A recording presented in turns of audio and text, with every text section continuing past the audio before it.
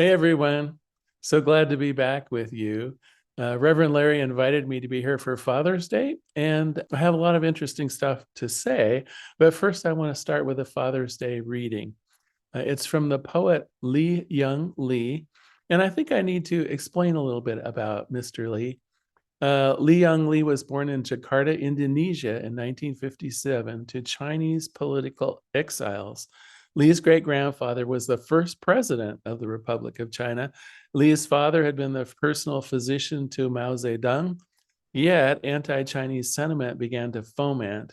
And Lee's father was arrested, held as a political prisoner. And finally, after his relief, the Lee family fled through Hong Kong, Macau, and Japan, arriving in the United States in 1964. What's interesting, Lee is now considered one of America's greatest living poets. And I chose this particular poem. It's called The Gift. I chose it because it explains my idea of fatherhood, I think, and it's the invitation to be a good father out in the world, even if you don't have kids.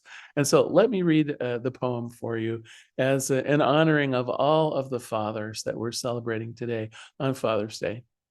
The Gift. To pull the metal splinter from my palm, my father recited a story to me in a low voice.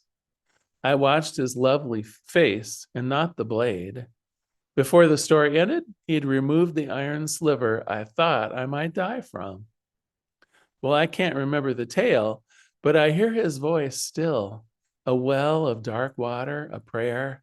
And I recall his hands, two measures of tenderness he laid against my face, the flames of discipline he raised above my head.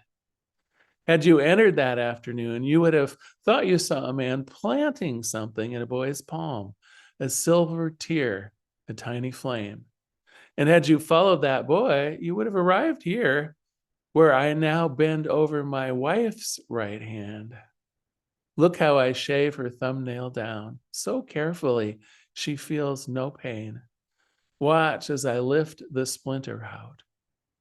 I was 7 when my father took my hand like this, and I did not hold that shard between my fingers and think, metal that will bury me, or christen it little assassin.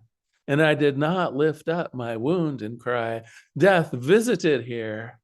No, I did what a child does when he's given something precious to keep. I kissed my father.